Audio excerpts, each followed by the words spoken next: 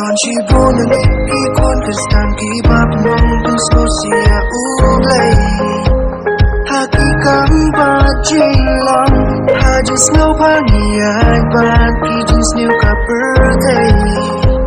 Obon siniklat Ublay Twinkling yang naya pikiwan Balay na Ublay Ngikan one more But them do why na utray Kaju baka na hapiti ang saan Tumin pinjanan Lajing yung tatumay Dala dunod parosya Trying ay Tumin pinjanan Lajing yung tatumay Kimpundan buram yuji so right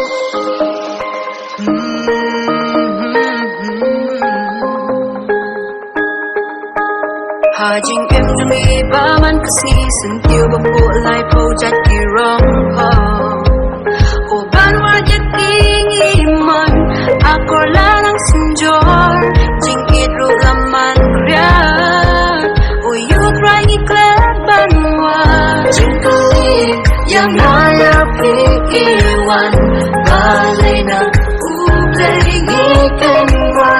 one more But them do why na utray Kaju baka na hapiti ang saan Daming pinjanan Lajing yung tatumay Dala dolod parosya Trying ay Daming pinjanan Lajing yung tatumay Kimpundan buram yuji so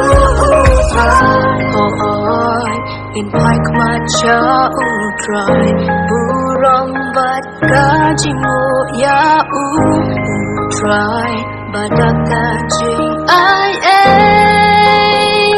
ay tilot syublay Panjanan lajing yung tatumay Dala dolod parosya Trying ay Gawin panjanan Lajing yung tatumay